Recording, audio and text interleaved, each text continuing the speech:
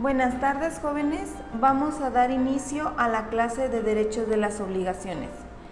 Y pues en esta unidad vamos a ver lo que es el concepto de obligación, la estructura de la obligación y sus elementos, el sujeto activo y el sujeto pasivo, así como el objeto de la obligación, el carácter patrimonial y extrapatrimonial de las obligaciones y la relación jurídica. Eso es lo que vamos a llevar a cabo el día de hoy. Ahora bien, ¿qué es la obligación? ¿Cuál es el concepto? El concepto, como lo hemos platicado en los webinars, deriva etimológicamente de la palabra latina obligation, que no es más que otra cosa que ligar o atar, pues significa la ligadura, sujeción física y por traslación del lenguaje jurídico o sujeción moral.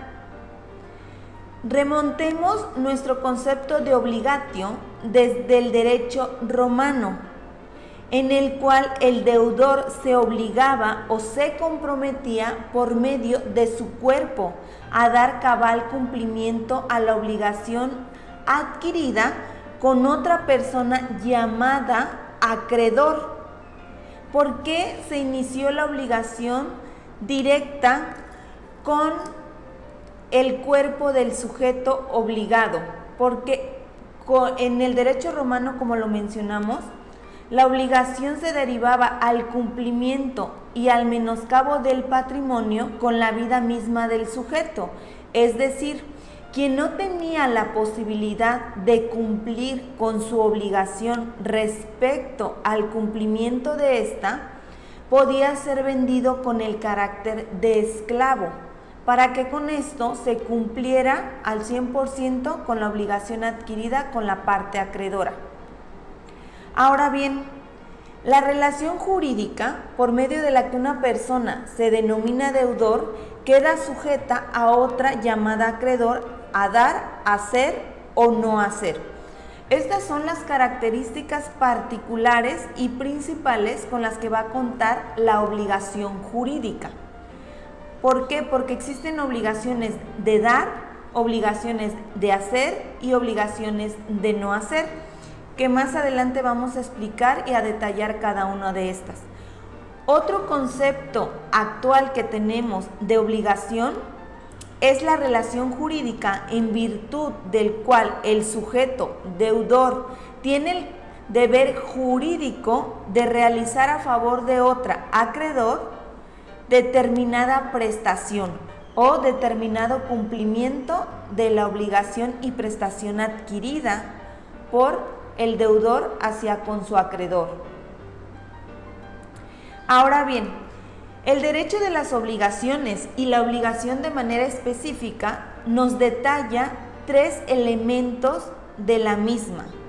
Estos elementos son los elementos que vamos a conocer nosotros para la obligación, así también como para el contrato mismo, porque para que exista tanto la relación jurídica de la obligación como un contrato que derive a la obligación de los sujetos que participan en ella, deben de existir tres elementos claves.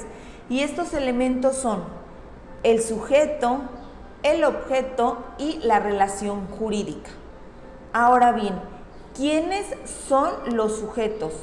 Los sujetos que participan en la relación jurídica de la obligación es el sujeto activo, que lo vamos a conocer como el acreedor, el sujeto pasivo, que lo vamos a conocer como el deudor.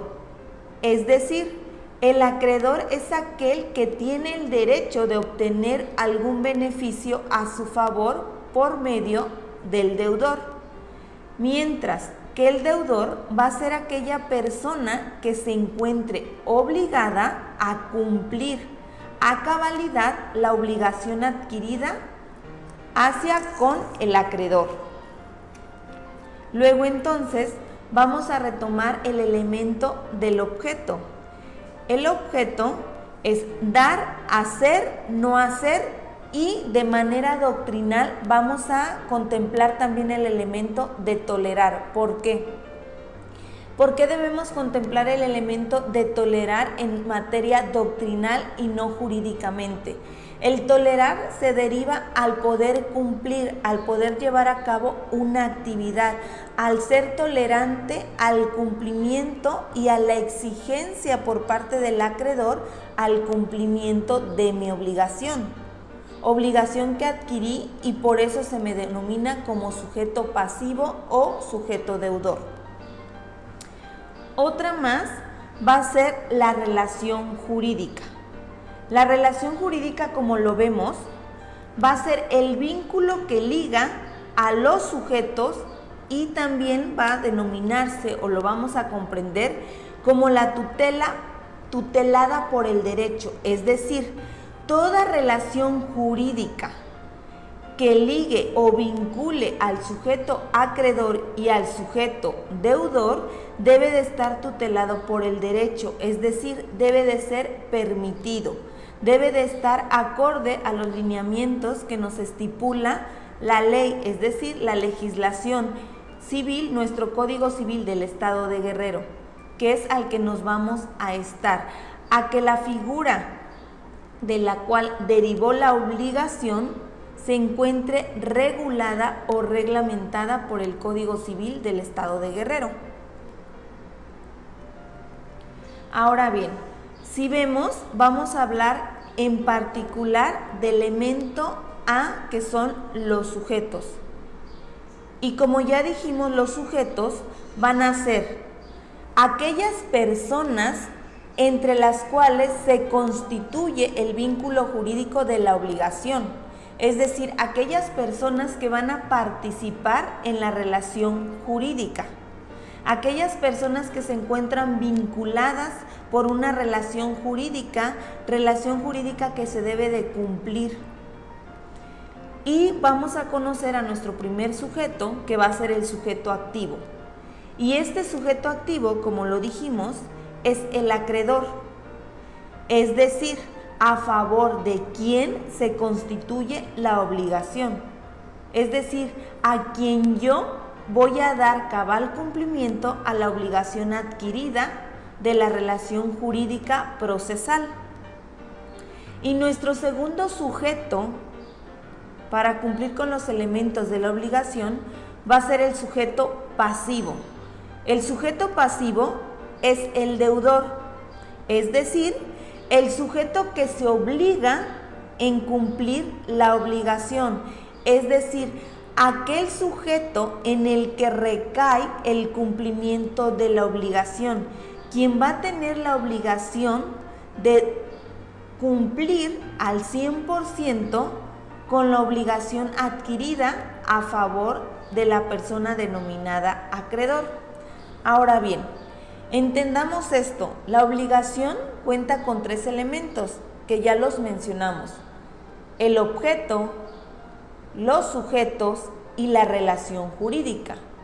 Ahorita estamos analizando los sujetos y en esto vamos a contemplar que los sujetos se clasifican como sujeto pasivo y sujeto activo. El sujeto activo dijimos que va a tener el carácter de acreedor, mientras que el sujeto pasivo va a tener el carácter de deudor. Entonces, ¿cómo definimos cada uno de estos elementos? Sujetos van a ser aquellas personas que se encuentran vinculadas jurídicamente mediante una obligación adquirida. Ahora bien, los sujetos partícipes es el acreedor que va a ser a favor de quien tienes que cumplir una determinada obligación, mientras que el sujeto pasivo va a ser aquel que tiene a su cargo el cumplimiento total de la obligación adquirida a través de la parte acreedora. Continuando con los elementos de la obligación, vamos a entrar de manera detallada y precisa con el objeto de la obligación. Y el objeto de la obligación lo vamos a entender por algunos autores como las cosas o los servicios sobre los cuales recae el deber del deudor. es decir, es la prestación a cumplir por parte del deudor a favor del acreedor. Pero este objeto, jóvenes, recordemos que tiene también ciertos lineamientos, ciertas características, ciertos requisitos y exigencias por la ley. Es decir, para que se dé el objeto en una relación jurídica, debemos cumplir con los requisitos siguientes, que es que el objeto sea posible, sea lícito, determinado o determinable. Y vamos a explicar entonces, para que nos quede claro, primero vamos a aterrizar el concepto de objeto. Y el objeto lo vamos a entender como las cosas o servicios sobre los cuales recae el deber del deudor, traduciendo a esto como la prestación que debe cumplirse por la parte deudora a favor del acreedor, y que este objeto debe de cumplir con 3 requisitos que nos va a exigir la ley, que es que sea posible, que sea lícito y que sea determinado o determinable. Ahora bien, ¿por qué que sea lícito? Y hablábamos con anterioridad que ¿qué significa que sea lícito? El que signifique que sea lícito nos vamos a remontar a que debe de estar regulado por la legislación vigente de nuestra entidad, de nuestro estado, y esto es a través del Código Civil. Obviamente, no olvidemos que pueden participar otras legislaciones para regular el acto jurídico del cual emana o deriva la obligación adquirida por parte del sujeto pasivo, quien tiene el carácter de deudor. Ahora bien, ya especificamos qué es concepto, qué es lícito, y ahora vamos a determinar qué es lícita. Lícita es que el objeto de la obligación por el cual se está celebrando la relación jurídica o el vínculo jurídico entre las partes tiene que ser lícito, es decir, la procedencia del mismo debe de haber sido adquirida de manera lícita y de manera regulada por la ley. No puede derivar de un acto o hecho ilícito. Si el objeto es derivado de un acto o hecho ilícito, se encuentra viciado, es decir, alguna de las partes no tiene pleno conocimiento de que el objeto o bien mueble o inmueble del que se está obligando en ese momento deriva de un hecho o acto ilícito. Ahora, determinado o determinable quiere decir que el objeto del cual yo me voy a obligar o que va a participar en la relación jurídica tiene que ser determinado, es decir, yo, sujeto deudor y sujeto acreedor, debemos de conocer las dimensiones del mismo. Supongamos, y estamos en este momento poniendo un ejemplo de un bien inmueble refiriéndonos a un terreno. Ese terreno, ¿cómo voy a saber yo si es determinado y determinable? Obviamente, si ese bien inmueble va a ser objeto de una compraventa, es decir, de un acto jurídico que se está celebrando ante un fedatario público, yo debo de cerciorarme que efectivamente la escritura pública, que es el título de propiedad del bien inmueble, objeto de la obligación y relación jurídica, cuenta con todos los elementos necesarios para poderse considerar como un bien mueble determinado y determinable. Es decir, la escritura pública que ampara la propiedad del bien inmueble debe contener medidas y colindancias y superficie total. Si el título de propiedad, escritura pública, certificado, se estipula las medidas y colindancias del bien inmueble que va a ser objeto de la relación jurídica, entiendo entonces que dicho bien inmueble deriva de una actividad lícita, deriva de un objeto posible y sobre todo un objeto determinado. El bien inmueble cuenta con un antecedente, la compraventa, que es la figura por la cual voy a hacer valer la obligación, se encuentra regulada en la legislación y entonces yo, sujeto acreedor y sujeto deudor, estoy cumpliendo con todos los requisitos que me exige la ley para que el objeto de la obligación sea viable. Es decir, es posible porque la figura de compraventa la encontramos regulada en nuestra legislación. Es lícita porque no procede de ningún acto delictuoso o de ningún hecho ilícito, sino que la propiedad se adquirió por otra compraventa, por una donación o bien por una adjudicación, pero hechos jurídicos y actos jurídicos legales, constituidos legalmente como viables.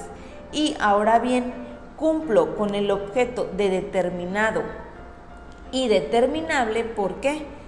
Porque mi título de propiedad, mi escritura o mi certificado cuenta con las medidas y colindancias, así como la superficie total con la que cuenta el bien inmueble del que voy a ser objeto o bien del cual voy a celebrar el acto jurídico para que exista la relación jurídica o el vínculo entre el sujeto activo o sujeto pasivo, sujeto acreedor o sujeto deudor. Entonces, ya vimos que de los tres elementos con los que cuenta la obligación, hemos analizado a los sujetos que participan en ella y al objeto. Ahora vamos con nuestro tercer elemento, que es la relación jurídica. Y la relación jurídica, en términos concretos, la vamos a denominar como el vínculo de la obligación. Y según este vínculo de la obligación, lo vamos a entender como el nexo que liga a una persona con otra y que engloba el débito, es decir, deuda o deber de prestación, y el crédito o derecho del acreedor a exigir el cumplimiento. Es así como el vínculo jurídico existente y derivado de la obligación la vamos a entender como la liga que existe o que ata o sujeta a dos partes, a la parte deudora y a la parte acreedora. Aquel vínculo que va a tener el deber de cumplir con la obligación y el derecho de exigir el cumplimiento de esa obligación. Pero ¿cómo vamos a determinar quién tiene el deber de cumplir y quién tiene el derecho de exigir el cumplimiento? Pues bien, de los sujetos de la relación jurídica vamos a determinar que estos sujetos los ubicamos como sujeto activo y como sujeto pasivo, y quien tiene el deber de cumplir dicha obligación es el sujeto pasivo, y quien tiene el derecho de exigir el cumplimiento de dicha obligación es el sujeto activo. Continuando con nuestro concepto de relación jurídica, vamos a determinar que la relación jurídica influye en la responsabilidad del deudor frente a la que existe del poder del acreedor de dirigirse contra el patrimonio de aquel. Es decir, habíamos comentado en clase que la obligación de cumplimiento del sujeto deudor en la época romana y en derecho romano se basaba al sujeto mismo, es decir, al sujeto pasivo, al deudor, con su propio cuerpo para el cabal cumplimiento de la obligación.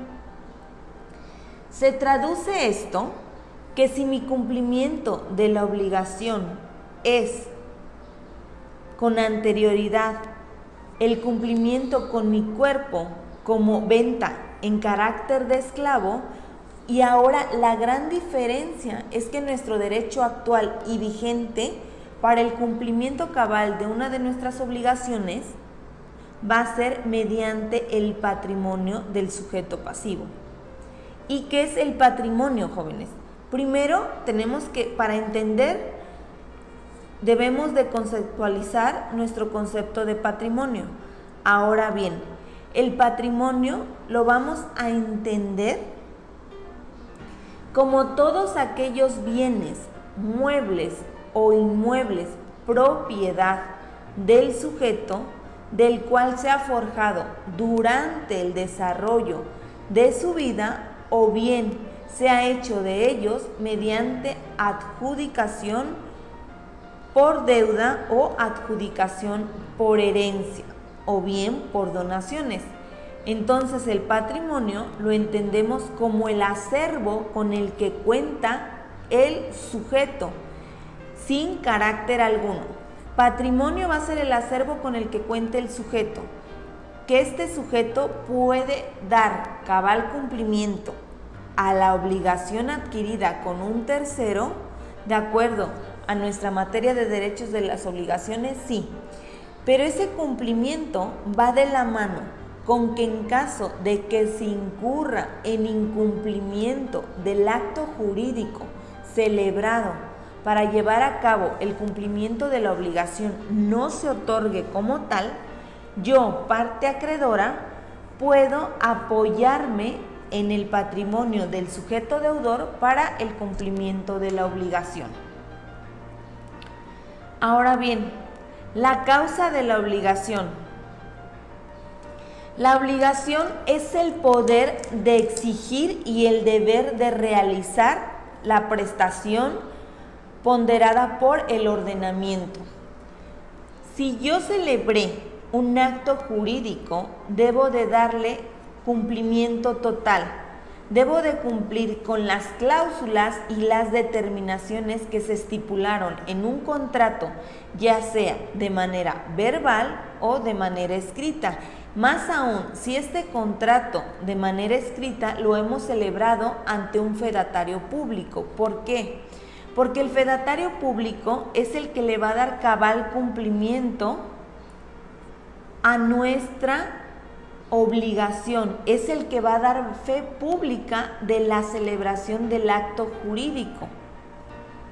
Ahora bien, para ir aterrizando los temas, ya vimos el concepto de obligación, que deriva del vocablo latín obligatio, que no es más que otra cosa que ligar, sujetar o atar. Ahora bien, continuando con el siguiente tema, vamos a hablar de los sujetos de la obligación. Y dijimos que primeramente determinamos los elementos de la obligación, que son sujetos, objeto y relación jurídica. Ya conceptualizamos cada uno de estos. Es decir, dijimos que los sujetos son esas personas que se vinculan para el cumplimiento de una obligación, el cual se clasifica en sujeto activo y en sujeto pasivo. Sujeto activo con el carácter de acreedor, sujeto pasivo con el carácter de deudor. Y ahora vamos a ver el concepto de objeto. Y dijimos que el objeto, jóvenes, no era más que las cosas, enseres o servicios sobre los cuales iba a recaer la obligación del sujeto deudor, traduciéndose esto en las prestaciones que derivan al cumplimiento de la obligación. Y por último, nos enfocamos en la relación jurídica, que dijimos que la relación jurídica no es más que otra cosa que el vínculo jurídico de la obligación derivado de un acto jurídico entre la parte deudora y la parte acreedora, y que este debe de estar regulado por la legislación, debe de estar establecido, debe de haber una causa, debe de estar tutelado. Y cuando hablamos de tutela es porque hemos verificado que el concepto de objeto cuenta con los 3 requisitos elementales que dijimos que fuera posible, lícito, determinado y determinable. ¿Vamos bien?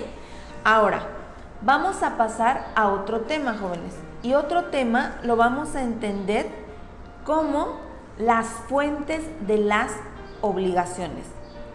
Ya comenzamos a platicar un poco en los webinars de las fuentes de las obligaciones y las vamos a entender de acuerdo a nuestro Código Civil del Estado de Guerrero. Manifestamos que se regulan por el artículo 1593 del Código Civil del Estado de Guerrero, el cual dijimos es título primero de las fuentes de las obligaciones, capítulo 1 del negocio jurídico, elementos del negocio jurídico.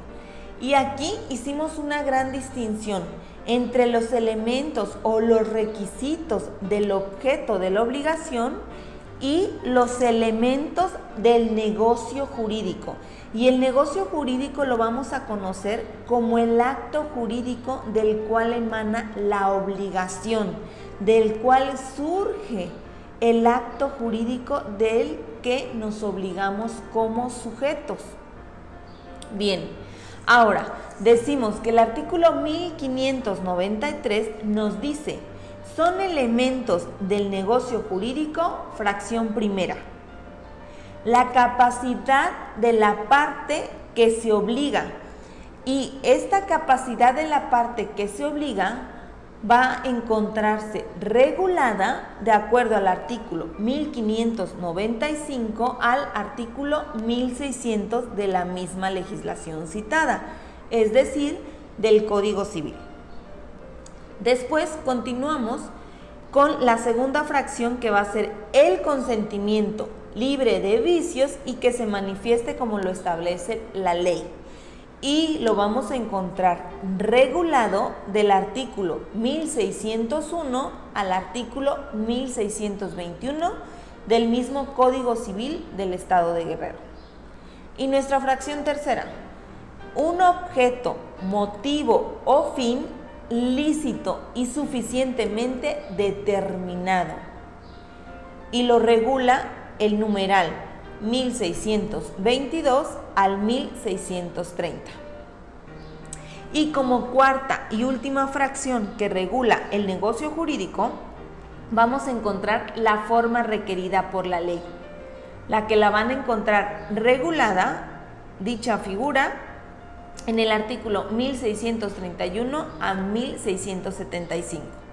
Entonces, recopilando, aterrizando nuestras ideas, decimos que las fuentes de las obligaciones las vamos a encontrar reguladas en el Código Civil de nuestro Estado y que los elementos del negocio jurídico, es decir, del acto jurídico, se encuentran reguladas en el capítulo primero del Código de Comercio a partir del artículo 1595. Y que la capacidad de las partes no es más que otra cosa que se encuentre capaz para poder celebrar un acto jurídico, es decir, que tenga la capacidad de ejercicio, que cumpla con las exigencias que nos solicita la ley para poder ser partícipe de un acto jurídico a celebrar. El segundo, que hablábamos del consentimiento, no va a ser más que otra cosa que plasme el consentimiento con el cual va a celebrar el acto jurídico. Es decir, que no está siendo obligado a la celebración del mismo, que está cumpliendo en la totalidad por voluntad propia. Porque recordemos que, como lo hemos platicado, manifestamos que uno de los elementos esenciales de toda celebración de acto jurídico, como lo es convenio o contrato, es la voluntad de los que participamos en la celebración del mismo. Es decir, cumpliendo con las obligaciones que nos da la ley, con la capacidad de ejercicio y con la voluntad de quien participa. Y el tercero, que el objeto y motivo sea lícito y determinable, es decir, que sea cierto y conocido el objeto por el cual se pretende celebrar un acto jurídico, que va a derivar con esto una obligación entre un sujeto denominado sujeto activo y sujeto pasivo. Y por último, pero no menos importante, es la forma requerida por la ley. Es decir, cada figura cuenta con los elementos y requisitos para ser solicitada, para ser protocolizada, para poderse celebrar, llevarla a cabo. Poníamos el ejemplo de la compraventa. La compraventa es regulada por el Código Civil del Estado de Guerrero, y ese Código Civil nos detalla los elementos, es decir, que el bien inmueble que vamos a hacer objeto de venta se encuentre determinado y determinable, que se haya adquirido de manera lícita y que sea ante un fedatario público. Es decir, que la traslación de dominio no cuente con ningún elemento que vaya a transgredir o a invalidar el acto jurídico del cual se celebra dicho contrato o dicho acto jurídico, derivada en el vínculo de la obligación entre los sujetos que intervienen en la misma. Ahora, vamos a dar continuidad y comentamos en clase que las fuentes de las obligaciones las vamos a entender como 5. 5 que cada uno va a contar con su característica y con sus particularidades. Es decir, va a tener que las fuentes de las obligaciones son 6. La primera es la ley. La segunda es el contrato. La tercera, el cuasicontrato. La cuarta va a ser el delito y el cuasidelito. Y por último, la voluntad unilateral, reflejándose con esto el cumplimiento de la fracción segunda del artículo anterior. Es decir, debe de participar la voluntad de quienes van a celebrar el acto jurídico. Ahora, ¿qué es la ley, jóvenes? A la ley la vamos a entender como las obligaciones procedentes de la ley.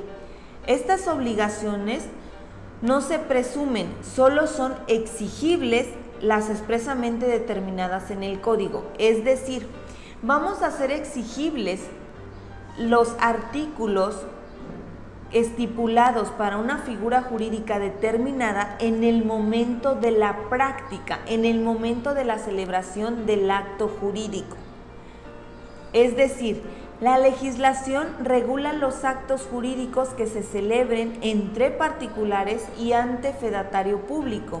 Si se hace esta celebración de actos jurídicos entre particulares, debe de cumplir con ciertos lineamientos, pero para que nuestro contrato o convenio no sea objeto de nulidad, debería cumplir con lo estipulado en el capítulo de compraventa del Código Civil del Estado para que se encuentre legalmente regulado.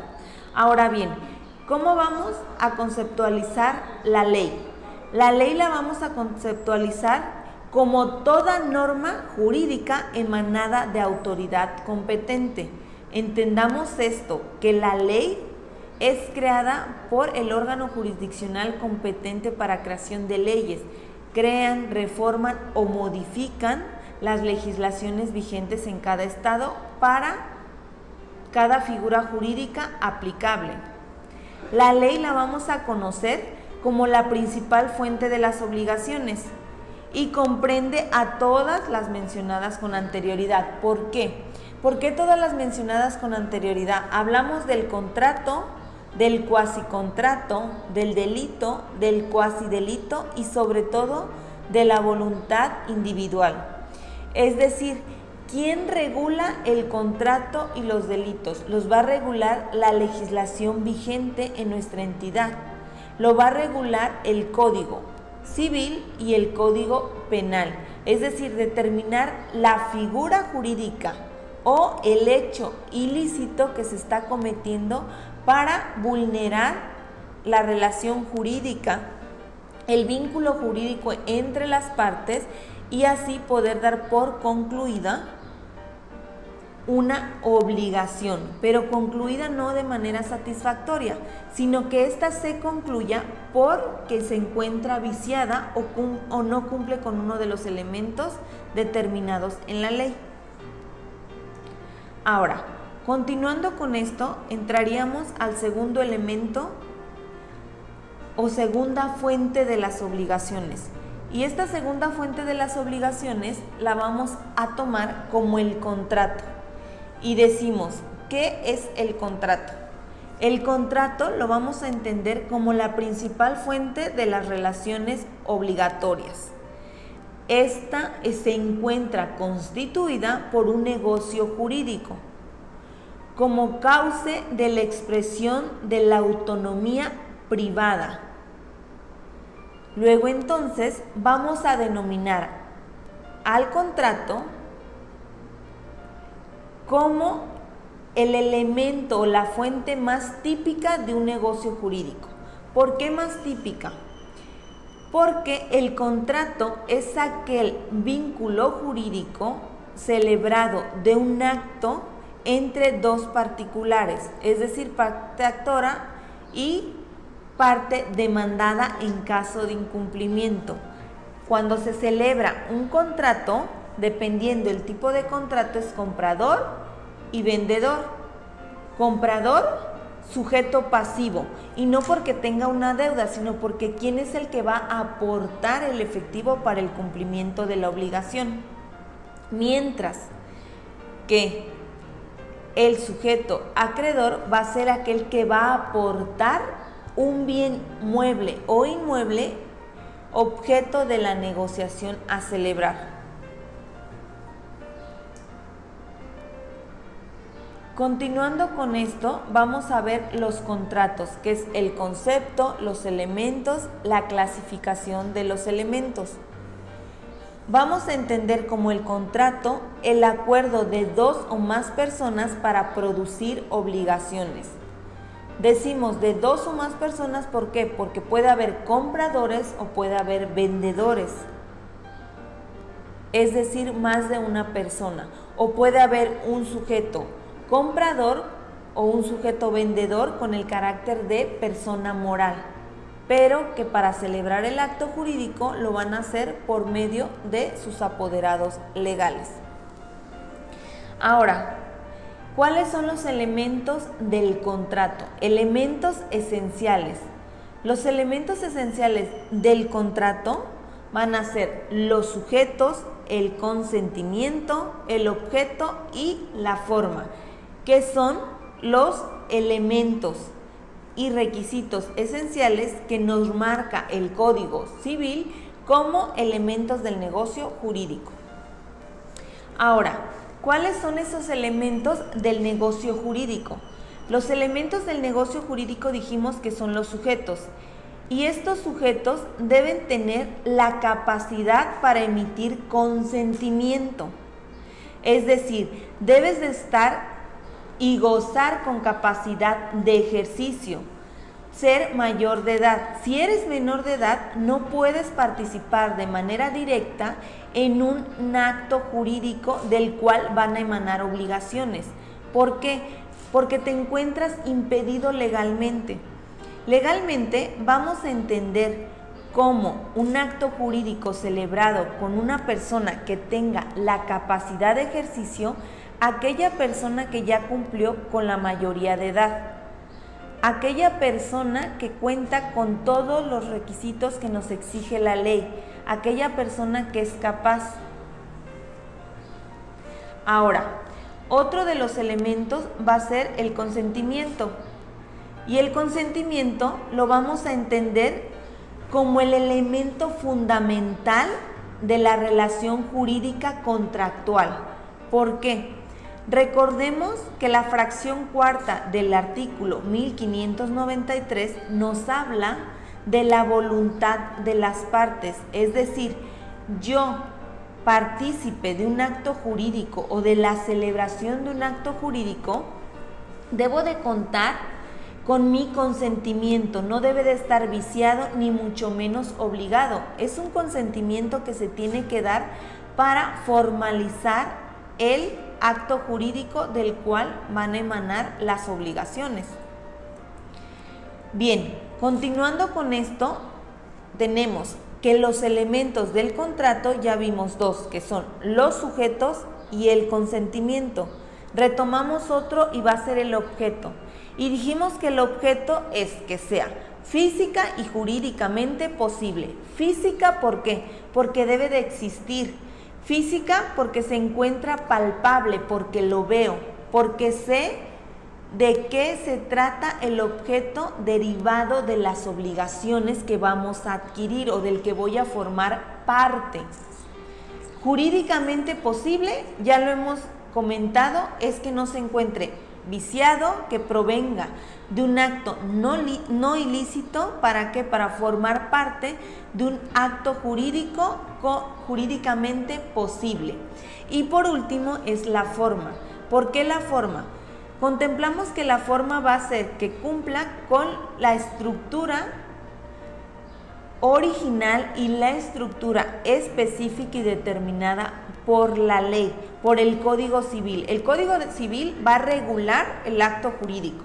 El Código Civil nos va a decir la forma y la determinación que debe continuar o que se debe de llevar a cabo para celebrar un contrato. Y continuando con esto, para ir asentando, ya vimos que el concepto de contrato es un acuerdo de voluntades entre dos o más personas y que sus elementos son sujeto, consentimiento, objeto y forma. Y ahora vamos a ir con los elementos accidentales. Tenemos elementos esenciales que dijimos que son el sujeto, el consentimiento, el objeto y la forma. Pero los elementos accidentales, ¿cuáles van a ser? Va a ser el término, la condición y el modo. El término es la forma y lugar en el que se va a dar cumplimiento al acto jurídico celebrado o que se pretende celebrar. La condición va a ser bajo qué condiciones y qué elementos se va a celebrar un contrato. Y el modo es la carga o gravamen que se debe de cumplir para la celebración, es decir, el pago. En este vamos a encontrar los elementos de cómo, cuándo, dónde y por qué. Cómo pago, con qué pago, por qué estoy pagando y cómo le voy a dar cumplimiento a esta obligación. Entonces decimos que el concepto es el vínculo jurídico entre una o más personas y sus elementos esenciales va a ser los sujetos, el consentimiento, objeto y forma. Y los elementos accidentales o de forma es el término, la condición y el modo, el cómo voy a cumplir con mi obligación. Ahora, hay un elemento clave para que no se declare nulo el cumplimiento o el acto jurídico celebrado, y esto es que el acto jurídico que se celebra no cuente con vicios en el consentimiento, y es decir, que el consentimiento no cuente con el error, el dolo, la intimidación o la violencia, ya que son instituciones que pueden variar el consentimiento, que se puede ver involucrado la falta de cumplimiento de la obligación o una obligación derivada de algo que se le está forzando, de una decisión no tomada, transgrediendo con esto uno de los elementos esenciales del contrato, que es la voluntad unilateral de las partes. No basta que una de las partes pretenda la celebración del acto jurídico, sino que esta pretensión conlleve la voluntariedad de ambos sujetos, ya sean acreedores, deudores, activos o pasivos, pero debe de contener la voluntad y evitando con esto los elementos claves como es el error, el dolo, para que no se vicie el consentimiento de la parte. Y vamos a empezar con la clasificación de los contratos. Y esta clasificación de los contratos la vamos a determinar como contrato nominativo e innominado.